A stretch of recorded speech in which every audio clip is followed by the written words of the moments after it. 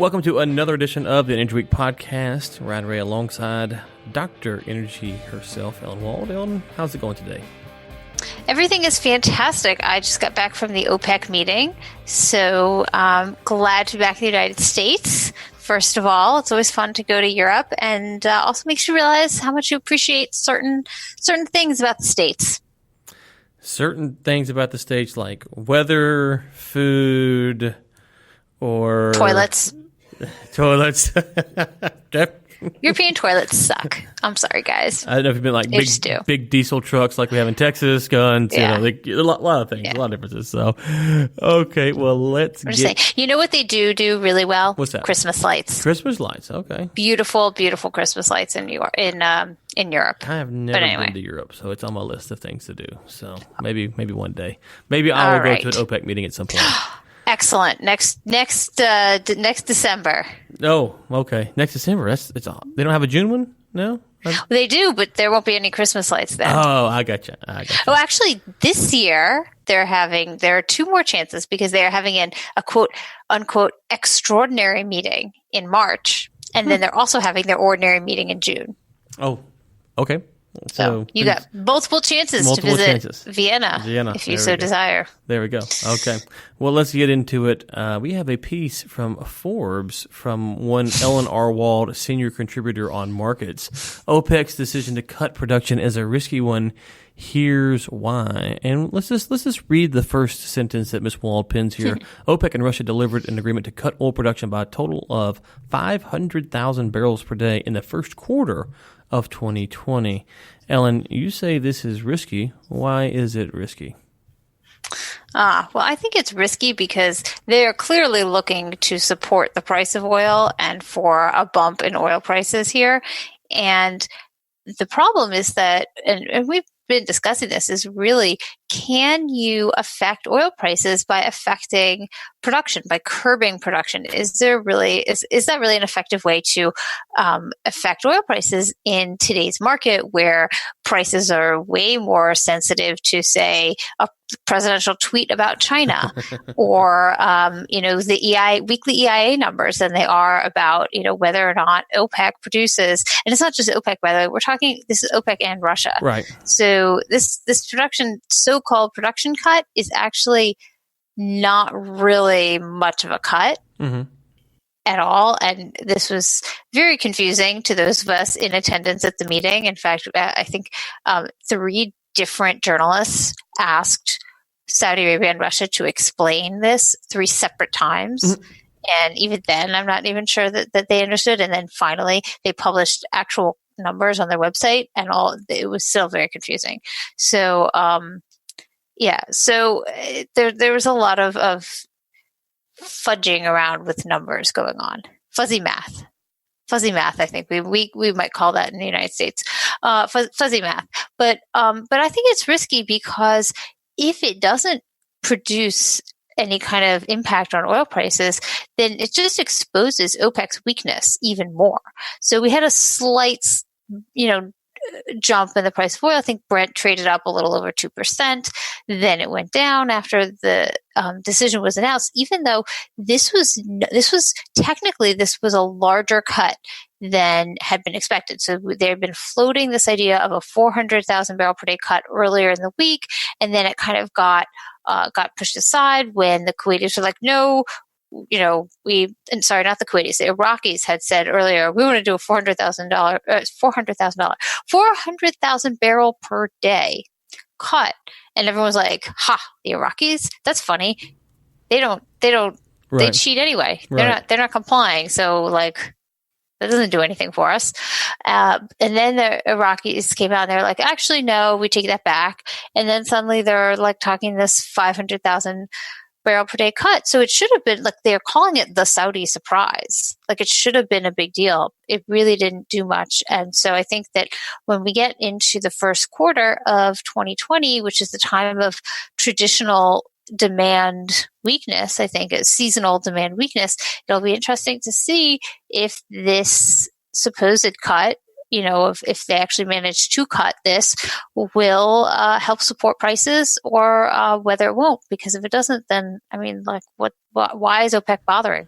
So you mentioned all they do is look weak. Right. So you mentioned the extraordinary meeting in March. Is that a normally planned meeting? Because June and this time of year seems to be June, October, November seems to be kind of like the normal times. But is March normally scheduled, or is this out of the ordinary meeting? Yeah. So OPEC meets twice a year regularly. Those are called the ordinary meetings. And then they scheduled what they call an extraordinary meeting in March. So I think in March, the JMMC, the Joint Ministerial Monitoring Committee, which basically is supposed to monitor whether people are complying or not and then shame them publicly when they don't.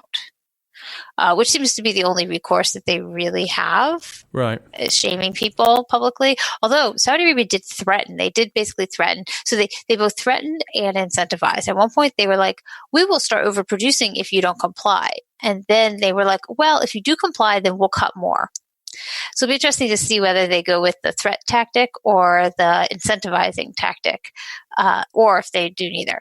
But what was interesting is that they have scheduled they've scheduled this extraordinary meeting to happen in March in Vienna. Typically, the JMMC meetings happen in various places. They're hosted by different countries. It kind of gives other countries opportunity to like play host to this.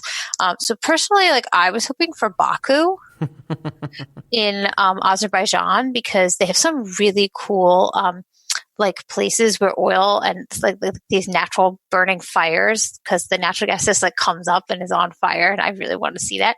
Plus, apparently, the Azerbaijani government is trying to enhance its tourism relations with the United States, so they offer like really cheap flights from JFK on the Azerbaijani airline.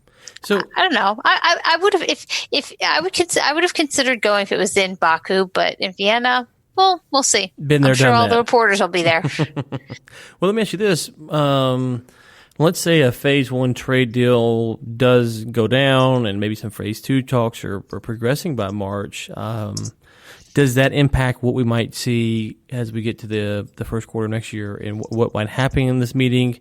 Because as you note in your piece here, it's just for the first quarter. So you do get a trade deal done. Do we think that could, I don't know if radical is the right term, but could it put a different trajectory on what we'd expect to see in March compared to if we don't get a phase one trade deal between now and then?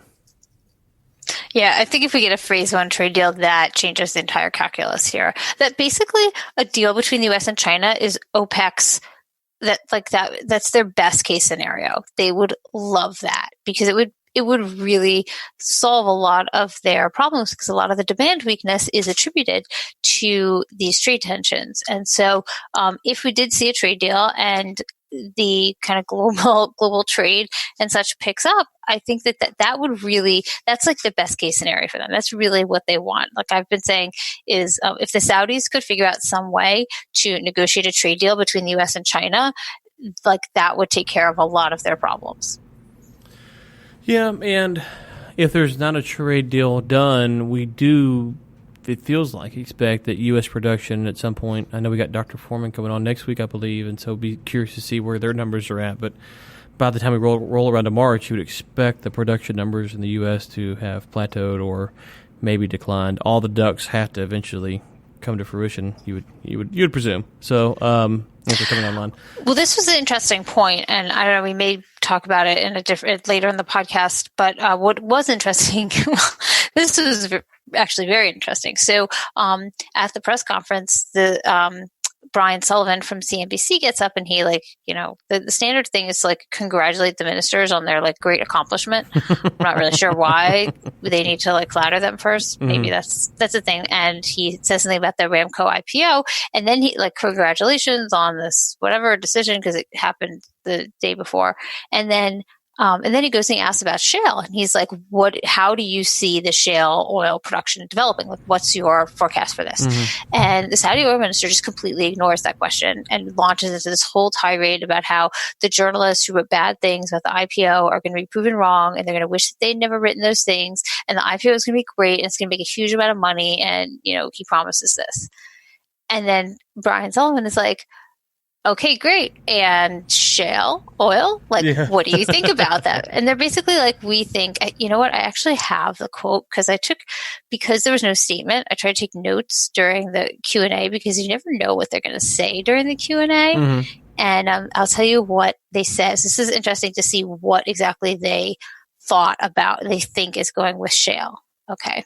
He said, what is the fate of the U.S. shale sector? We like it. We welcome them to come. We know it's against the law for them. So he's like, we'd love for them to come to OPEC, but we know that it's against the law. Oh, okay. I was yeah. I got you. No, he means like, then he said that he's like, earlier I talked about how this is a good Friday in an Irish way. And it's a really good Friday for Texas and Oklahoma because we're helping them. And we'd be more than happy to enjoy with them a dinner talking about how much we did for them. It would be nice if we could get a good word from them and for the effort we have made. So he's basically like, we handed you, a present. Yeah. Please thank us now. So do they? But that didn't say much about do they think shale production is going to decline? And they've been saying that they think it's going to decline, but that answer was basically they should thank us. So is he saying that the 500,000 per day cut is a gift to shale right now? Is that the point? Okay, yeah. Yeah. So on some he's level, basically right? He's like, thank us in your Christmas cards.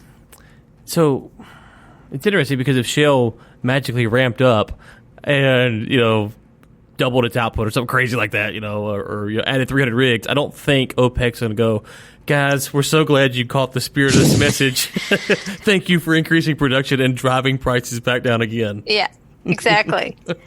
Exactly. That's why it was so weird. This press conference, it was all over the place. It was, it was I really miss Khalid Al-Falih because yes, he was stern and clearly came across a little bit adversarial, but at least he gave real answers, or it was clear when he didn't want to give an answer, but he would have said, he would have quoted facts. He would have been this is our forecast. This is what, and we made this decision based on the fact that we see X, Y, and Z happening to shale. And instead they should thank us. It was a good Friday for Texas and Oklahoma. Okay. Well, thank you on behalf of Texas. So there you go. If you put me the WhatsApp group, I'll make it official. From the Wall Street Journal, OPEC allies finalize deeper oil production cuts. Now, this piece ends with a nice little quote from Prince Abu. You finish it for me? Prince Abdulaziz bin Salman. He's the one who said that. Yes. He's the one who made that comment about shale. Okay, and he says, and this is there's two quotes here. We have been battered by the media, he said, accusing the press of, quote, ulterior motives. He goes on to say, I think they will like not to have written the things they have written, the prince said. Aramco will be higher than $2 trillion, and they can bet this will happen. So yeah, I was looking to see if he was looking at me when he said that. But I don't think I was. That was maybe that's a little too presumptuous of me because I'm not the only one who basically said this is not a good idea what you're doing. Right, but, and 1.7 is the current valuation, correct? Trillion, 1.7 trillion. Yeah, it's 1.7 trillion, and I think they're planning now to sell 1.7% of the company, which is up from 1.5. So they want to put 1.7% of the Aramco shares on the Saudi stock market, starting trading on Wednesday. This Wednesday, which is the day after the show comes out, correct? After what comes out? This Wednesday, so the day after this show comes out. So for the listeners who are listening, tomorrow, when you hear this tomorrow, you can fly down to Saudi Arabia and go buy you some stock if you have a Saudi citizenship card or whatever. Yes. Or fake well, Saudi if you're a Saudi passport, citizen, fake Saudi passport, that's a good one. I think you have to have a bank account in Saudi Arabia. Bank account in Saudi Arabia. Because you have to buy through one of their banks. But you could do it at the ATM at the mall, apparently. Okay. So hop on the plane now, go open your bank account because you can bet that the Aramco will be higher than $2 trillion. That's only a meager $300 billion difference. You could take it to the bank because Prince Abdulaziz has said so.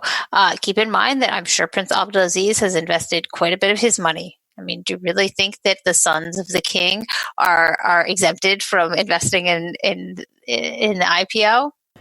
Yeah, that's an interesting question because it depends on how they think it's going to play out. How they're going to handle it. But I guess for me, Ellen, you're sitting here looking at this, going, okay, hey, they're really touting this. Do we get a quarterly call like we do here in the States, where we can hear what they're saying on a quarterly basis after they go public. Do we get that, or will it just be at these I say random these random or sporadic events that they will make public appearances at? So that's a really good question. So they had a H2 call after they did their bond prospectus. And they did that through London. And so they did hold an investor relations call. It was this summer. I called into it. It was like dumb. Like they didn't have, I think they didn't have the CEO wasn't there. I don't even think they had the CFO there. I don't know. It was very basic. They had like a little slideshow and that was it. And then the questions that came from, the audience, I think were pre-curated and they were not good questions. The questions did not demonstrate any or much knowledge of the company. I really wanted to ask a question and there's no way. It wasn't like, in the test, like I did the Tesla call once and it was there. It's like press 2 if you want to get into the queue. They didn't that was only open, I think, to certain people. So I don't know what they're planning on doing because they're not subject to any regulations.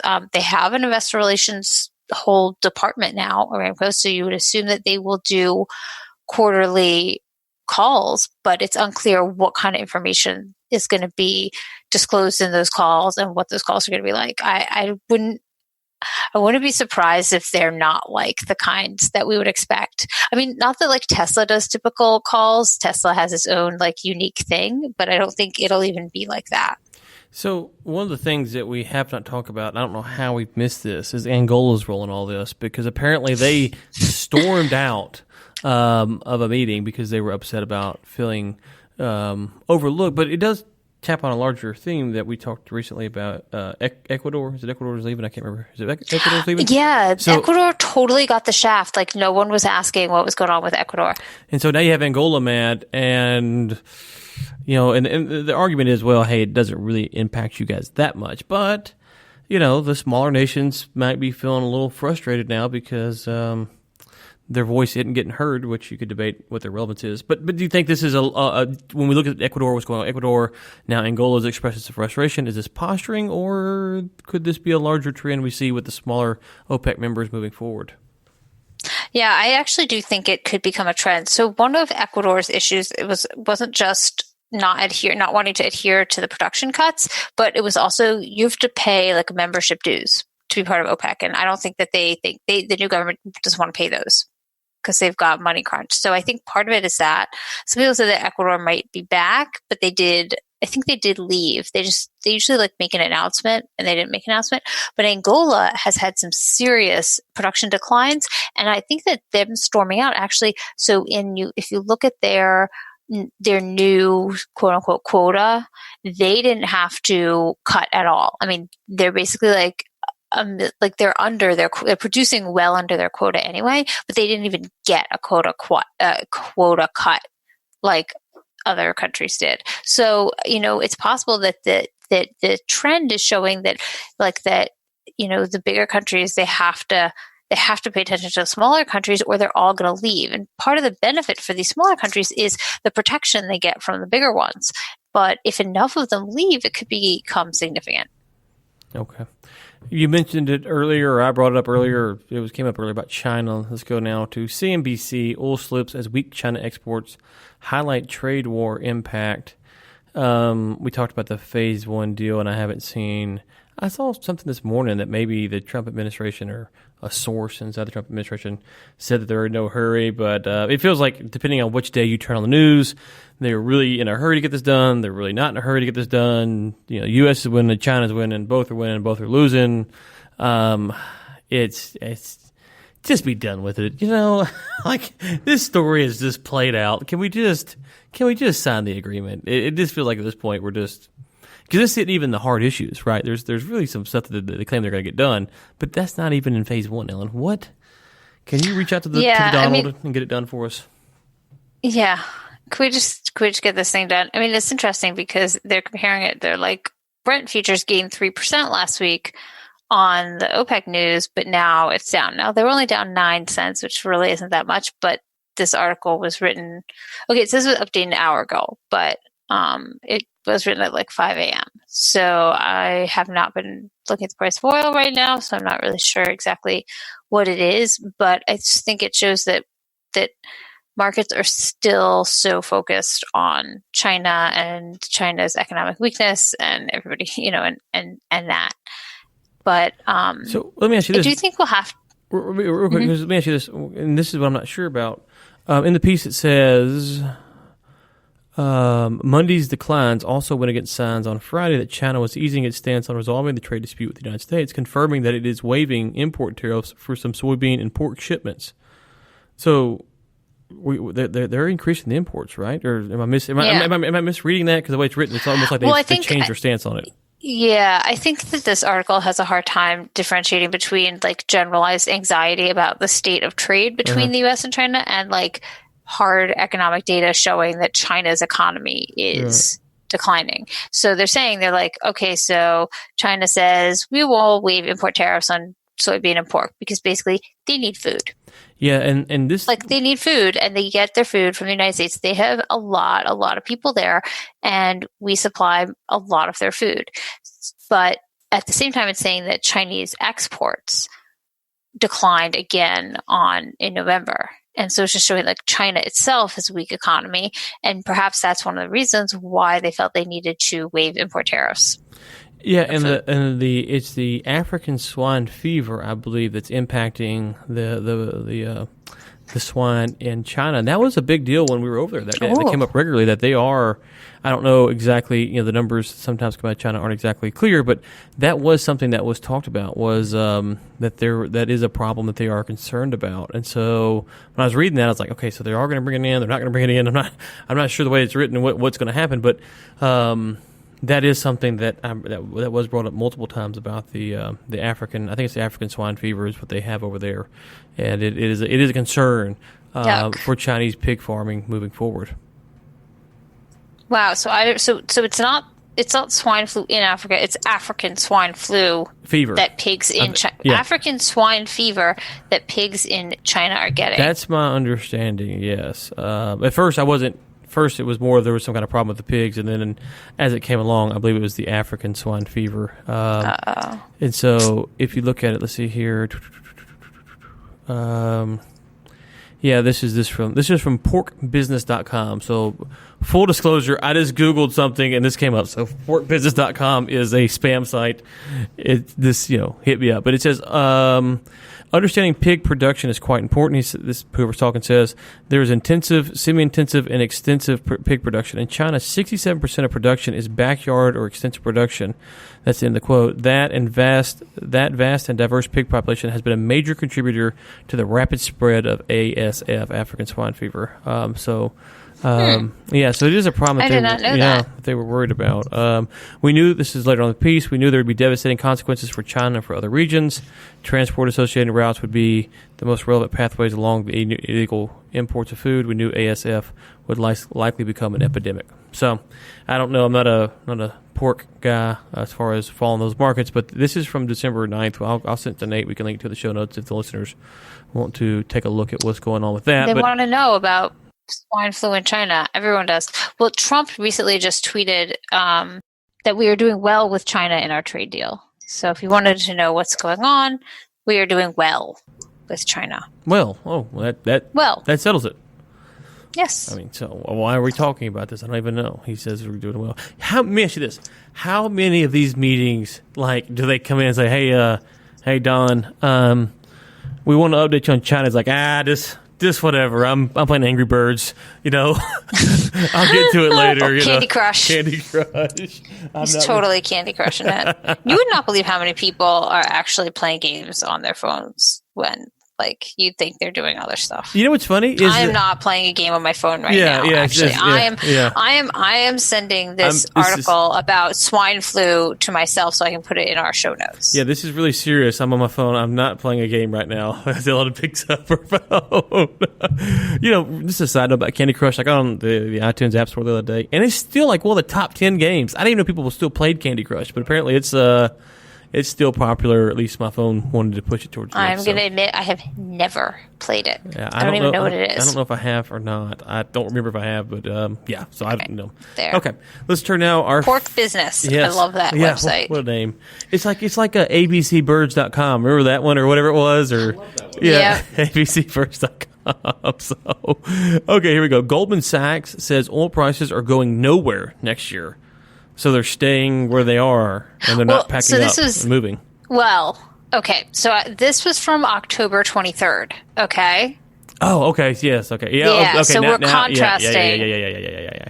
Well, I was wondering. I was kind of confused on that. I didn't look at the dates on the articles you sent, but now I see. We've pointed this out quite. Okay. I should ask you about that before we got on because you're like, what the heck is going on? Okay. So the dates. Okay, but let's contrast that with that was from Thank you for that. That was October 23rd at 6:53 a.m.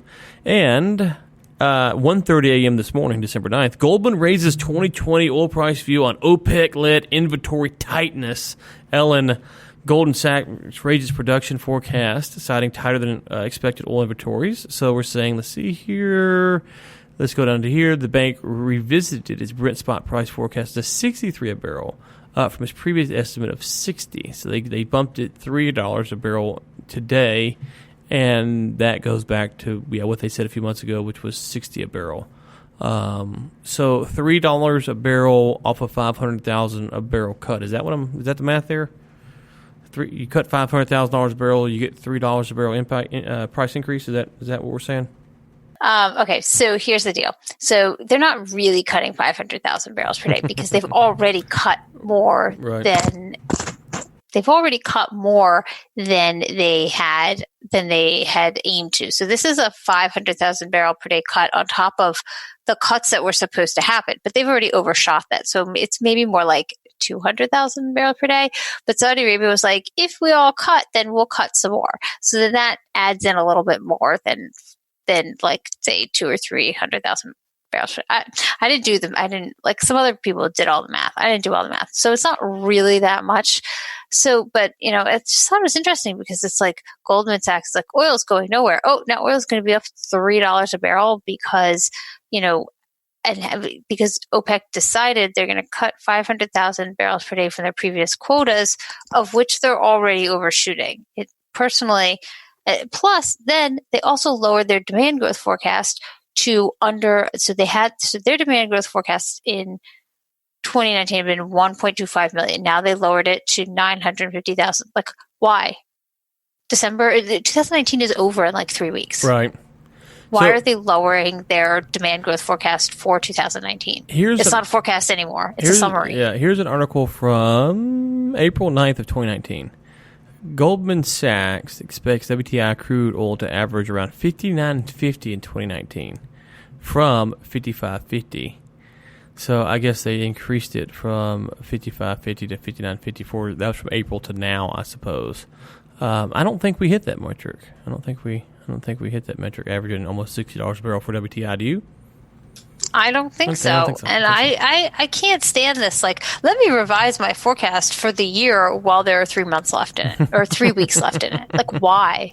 So we need to get, who is the person on Twitter who puts out remember last year we covered that story? Oh yeah, it's Leslie. Yeah. From now she works for Rapid Group. Okay, Leslie, we need that. We need that now. Yeah. So let's go here. I'm going to go on Twitter and we're going to go to Leslie and we're going to see what Leslie said. So we can see. Let's see. What was it that Leslie said? Leslie Hayward. Okay, here are her bets. $50 spread, almost double the number of participants last year. I did not participate because I don't make predictions on oil price. I was asked, but I do not. So I'm not on here. Okay, so this is not the summary. This is the estimated front month price settlement. Okay. On December 31st. So this isn't what the average for the year is. This is what you think it's going to close at on December 31st. And it ranges from $28.75. I think that person might have been trolling. How much? To $28.75. Okay. He's like way lower. The next closest is 42 to 78.37. So we're going to say the $20 and change not exactly where prices ended up this year. No, where do you think it'll be?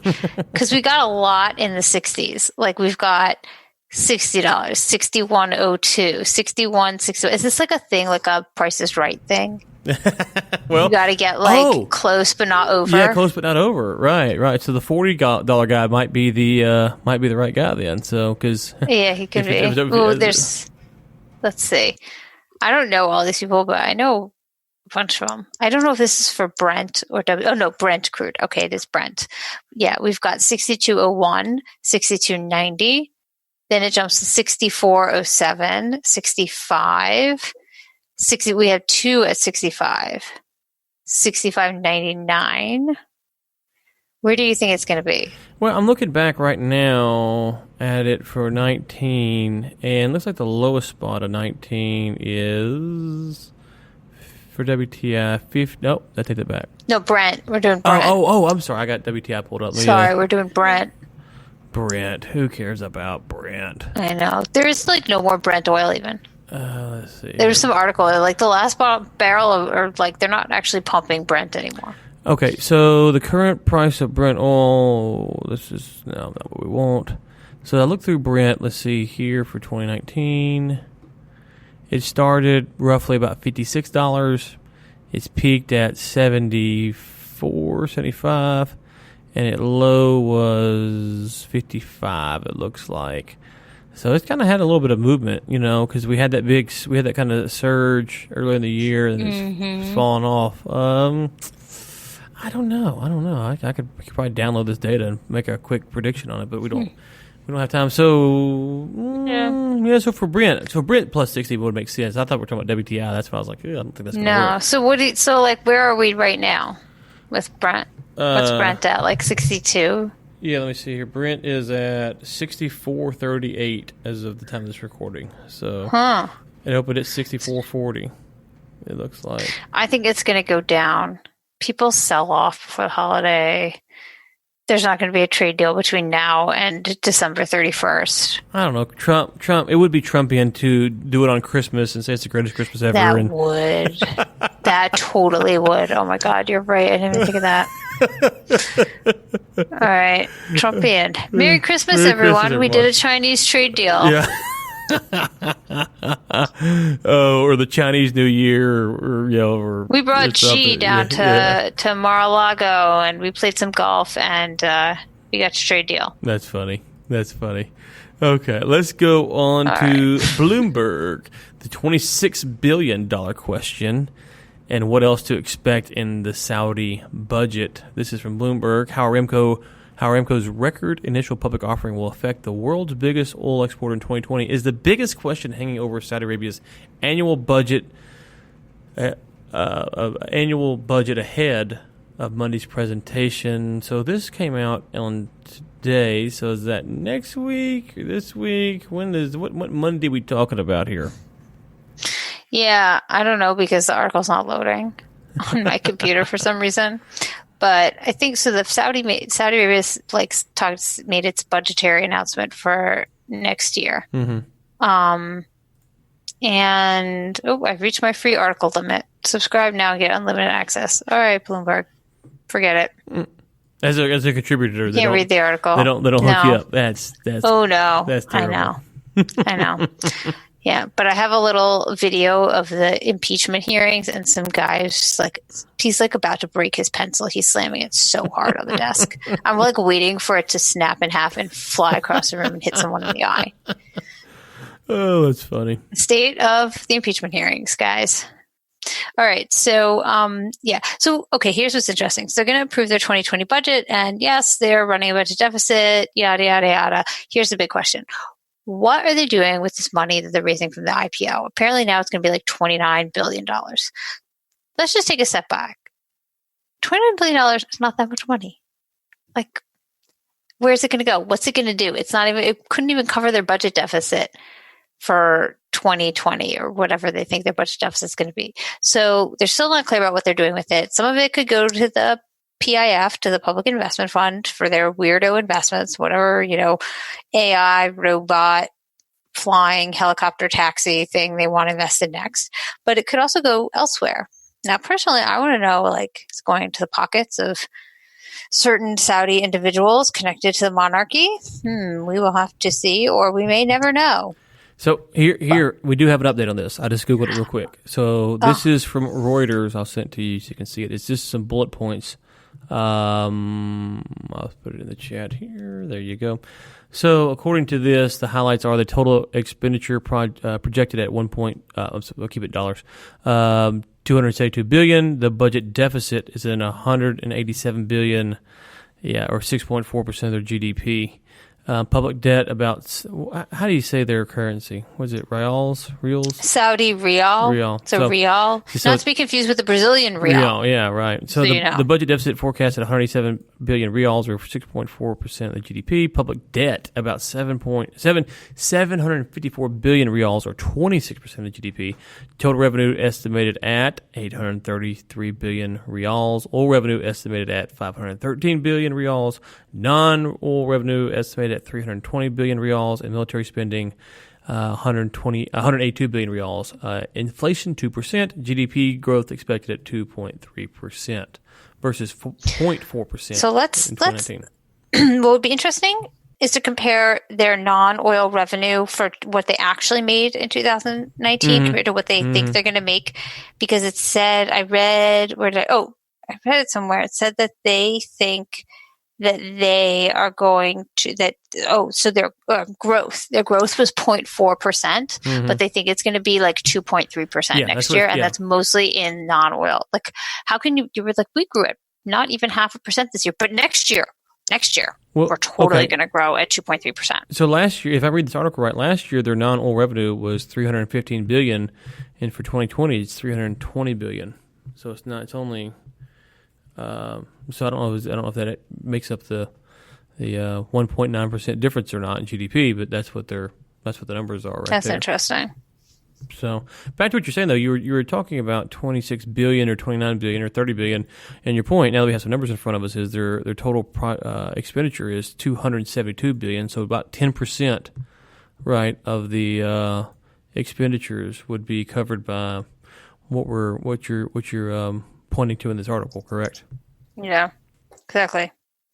So it's not. So I think that the point to take away from this is that this IPO, there are two reasons for it. One, it's politics. It's a politically driven thing that they needed to do for political reasons. But also, the plan, it does not stop here. If they really want to make this company, a money generator for them outside of the money it already generates, but if they really want to monetize it, they're going to have to sell more shares. Yeah, and then without a doubt. One thing from the Bloomberg piece I wanted your opinion on here. It talks about they're talking about reducing energy subsidies. So what all would that entail from their perspective? So they've already reduced some energy subsidies. Gasoline is heavily subsidized there, really, really cheap. So is electricity. There are other things that are subsidized as well, natural gas and all of that. They definitely need to reduce their subsidies, but here's the thing. Energy is subsidized everywhere in the Gulf. So are they going to actually reduce it to market levels they've talked about that? Or are they going to reduce their energy subsidies to what's typical in the region? What's typical in the region is still heavily subsidized. But they can't, how much more can they milk that? Especially when they're not necessarily delivering on other aspects. So they're basically saying, you invested it to the people, you invested in the IPO, so now we're going to charge you more for energy. So let me throw you a curveball here. Okay. You may have seen some of this, you may not have. So over the past, I think it's 2 months roughly, the Saudis, I think they had the WWE, and then they had a big boxing fight down there on Saturday. And was there a UFC fight down there as well, or was that somewhere else? I can't remember. Just curious if you've seen, are they trying to bring in kind of a Western entertainment feel, or any comment on that? Just I know it's kind of out of left field, not our prep work. Just if you don't, we can move forward. No. I was curious. No, it's interesting actually. So they are really working on bringing in a lot of like Western entertainment and stuff like that. Like they've got on a lot of concerts. I don't know the specifics on this, but I'm sure, and I kind of have it confirmed from someone, that the artists are paid by the government. Yes. To come and perform in addition to the money that they would make on tickets. Right. I think I've heard them talk about the reason the fighters. So they're definitely paid. Yeah. Now, what's interesting is, so there was this big controversy a couple weeks ago. So at the very end of the FIA, they had a big fight there between these two women, which was interesting and bizarre. But whatever, I was not there. But apparently there was a big hullabaloo at the airport because the WWE or whatever was complaining that the Saudis hadn't paid them. Oh, yeah. And then the Saudis delayed the plane. And they were like, you can't. And so it got into a huge thing. And there was all this stuff being written like on the websites and the, chat rooms and stuff about it. And I don't know what the resolution was, but it's a thing. Yeah, you know what? I'd forgotten about that. This is from the New York Post. Saudi Arabia finally pays WWE for Crown Jewel broadcast. We'll just leave it there, and listeners can go and look it up. But just a quick headline from the Post seems to be saying that they got paid some, or if not all their money. But when we talk about increasing non-oil revenue. I don't know. Do they consider entertainment and tourism? Would that be part of that? And if so, I just wondered if that would tie into what we're seeing with bringing these big events down there. If they're trying to make it more of a, I don't know if tourist destination is the right way to consider it, but something along those lines. Oh, they absolutely are. Tourism is one of the big areas they want to improve on for Vision 2030. And they see, I actually wrote a piece about this once in Forbes where they want to make some obscene amount of money on tourism. And it's so obscene. I compared it to what Florida makes on tourism.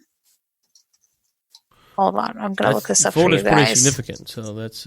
Yeah. So tourism is actually not Florida's number one source of income. It's agriculture. No, but I'm saying Florida has nice pretty beaches. It's got Disney World. It's got a lot of reasons to go there. Exactly. So I wrote this back in August. I call it Saudi Arabia's $100 billion tourism pipe dream. So they've been saying that they want to make $100 billion off of tourism. Okay? $100 billion. That's 10% of GDP, basically. I think they should find So Florida, just as this, Florida, okay, the tourism industry in 2017, tourism spending in Florida was only $88.6 billion. And so, again, well, are they anticipating countries like India, Pakistan, I don't Northern know Africa, who they think. Europe? I mean, who do they trying to attract? Because obviously, for the U.S. side, people would be interested in going there, but it's a long, long way to go. Whereas you have some neighbors that could be a little bit closer coming in for tourist attractions. Okay, well, first of all, would you take your family to a place where there are no churches, there is no alcohol? Women cannot wear bikinis to the beach. I mean, there's a lot of hurdles. Now, they are going to get tourists who are, the more adventuresome, interesting, people who are curious. And that's great. And I'm glad they're opening it up to that kind of tourism because if people are interested and they want to go to visit these places, then it's great that they're making it more accessible. But these big resorts that they're building in the Red Sea are super high end, ecotourism resorts. Right. They're not hosting spring break. Well, that's what I'm about to say. I think there's a couple levels of tourism. First off is you kind of have the novelty. And so if you think of the folks that I can think of off the top of my head that have been to Afghanistan, I think are 100% soldiers or people who have lived there, right? So if for some reason Afghanistan opened up for tourism, you would have some folks who would like to go there just kind of I've been to Afghanistan. Yeah. That's kind of neat. That's less than 1/2 of 1% of the population. So opening it up for tourists, you would get a slight increase. But as you're saying, there's other things to consider that make when you go to Europe, there's a lot of things to do. There's if you go to Florida, there's a lot of things to do. So I think if they're going to bring in tourism, it's a multi-layered process because there is a novelty aspect, but but that wears off because once enough people go, it's no, like when I go to China, people, or you go to, Aramco, people want to know, but once everyone's kind of gone, it's not like, well, it's like, oh, okay, how was your trip? Yeah. And so once they lose that, then what is kind of the 2.0 deal? Yeah. Well, I think they're also, they also want to get people, Saudis, to spend their tourism dollars at home. I think that's also a huge push. And that makes sense because Saudis spend an incredible amount of money on entertainment elsewhere. Like they go to Bahrain to drink and they used to and go to the movies, and they go to Dubai to go to nightclubs and drink. Hey, they go to Europe to go shopping. I got an idea. Yeah, I know. Wild. Maybe, just maybe, if you want them to drink and spend their money on alcohol, just open the liquor law in your country. Just, I mean, I know it's out there. I know it's revolutionary, but I would consider that, like, if you want to spend their money, then there's a good way to do it. So they've made this huge effort to have these okay, so when I had to tell my students I was going to Saudi Arabia, I was like, I'm going to Saudi Arabia, and I have 2 Saudi students in my class, like, oh, are you going for Riyadh season, which is the tourism, they have all these shows. And I was like, no, I'm going for work, but thank you. I wish I could go and hang. So they have this season. Okay. And then when I was there, I gave a talk at a local university, and the woman who arranged it, this professor said, we were talking about this. She's like, the Minister of Tourism is basically like encouraging young Saudis to take out loans, like to go to the bank and take out a loan in order to pay to go to these concerts and stuff. Huh. So like not to take a loan to buy a car or, to start a business or to get a mortgage or whatever, to go to a concert. Could you imagine not like borrowing from your friend, like, hey, can you spot me $50 so I can like buy these tickets on Ticketmaster until my next paycheck comes? Right. This is like go to a bank. So that's crazy. Yeah. Yeah, that can't last. So I know we were running up against the clock here, so let's hit this last article from our neighbors from the north really quick. Looks like there is a derailment in Saskatchewan. Saskatoon. I think that's how they say it. Saskatchewan. I can't say Iran, so it's, we're... That's okay. Yes. I'm the one who called Canadian provinces states accidentally on Canadian TV and got hate mail. So... So, anyone injured, hurt, any update? Give us the quick spiel of what's going on with this, because it looks like it happened. Let's just put it this way. Right? Yeah. A train full of oil smashed and caused a big explosion. Not good, Canada. Build your pipelines, because guess what? Pipelines occasionally leak, but it is not nearly as bad as this. I mean, look at these pictures. Like, you should all go to this article and look at these pictures. They do not look good. And like, why does this always happen in Canada? Like, they should know. Hold on. Did you read the comments? No. What are they? Oh, no. Oh, the first comment. I guess this is still safer than a pipeline, just saying. I don't know what your first comment is. My first comment is, there doesn't seem to be this problem with electricity spills. Time to use the sun instead. Oh, my God. Oh, see, I opened this article like hours ago. Oh, here we go. Oh, yeah. Time to use the sun. We need oil to build solar cells. But then we need it for rubber gaskets to keep rainwater out too. Oh man, we need pipelines. This is why. Just saying, like, isn't skin cancer like the number one killer of like all cancers? That comes from the sun. Yeah. So you know what? The sun causes problems. Let's not act like it doesn't, people. Yeah. Well, you are right though. It is a need. They do need to build pipelines, and I guess they eventually won't do it, but eventually, I don't know. It's one of those. I was going to say, one of those things, like, we don't care what happens in Saskatchewan, in 100 kilometers southeast of Saskatoon. That's a good town to live in. I like that name, Saskatoon. Yeah, me too. I think it's the capital of Saskatchewan. The province of Saskatchewan. Province. Not the state. Not the state. Yes. Okay. Ellen, it is December 9th. Where will you be this week? Well, on December 11th, I'm going to be on Bloomberg TV in the morning talking about what else Aramco shares start trading. Yep. And then I will also be on TRT World Money Talks, my favorite English language Turkish television show talking about the same thing. And who else? Who knows what else? Oh, I didn't get to tell you. So last week, I was invited to a local debate club where they were practicing debates on energy policy. And that, I might say, that was actually pretty fun. And so a shout out to the kids there. They, the way it works is you have to, no matter who picked the thesis, you have to argue for or against it, regardless of where you believe on it. And I thought they did a pretty good job. And it was interesting to hear. The main thesis was the U.S. should change its policy. The main one that they debated while I was there, several things were discussed, but this is the main one, was the U.S. should change its policy on nuclear reactor waste, lifting the Carter ban and allowing us to repurpose it. And so it was a proposition that had no hope, mainly because of all the other problems with nuclear. But it was interesting just to hear someone try to argue that, and they lost, but they gave it the best fight they could. So I thought that was enjoyable. So go ahead. What can you repurpose it for? Use it back into nuclear plants. And so okay. One of the things that they said was France is like 75% nuclear, and 17% of it comes from nuclear. I say waste. It's they repurpose the spit fuel or whatever. And so the 17% of nuclear's power comes from the reuse of the original fuel. So shout out to those kids. Thank you for having me up there. That was fun to hear you guys debate. And then the only downside was they had an agenda. That was going to be the big thing. They had 3 or 4 other things, and they're going to talk about ethanol. And I was so ready to just get into it with them over ethanol. And we get to the end, and they said, we don't have a lot of time, and ethanol, we're going to be pro ethanol. What can you say about it? I'm like, I don't have anything to say on ethanol. I don't know. It creates jobs, air quotes. You pay more taxes. So anyway, that was, you would have enjoyed the ethanol. I'm sure you could have given a lot of positive things to say about ethanol. Okay, well, ethanol is better than MBTE, which they used to put in gasoline because MBTE causes cancer.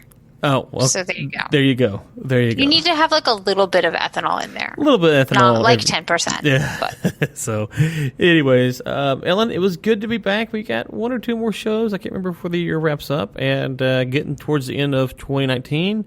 So, listeners, thank you so much. Be sure to check out the show, leave us a rating and a review. And until next time, have a good week.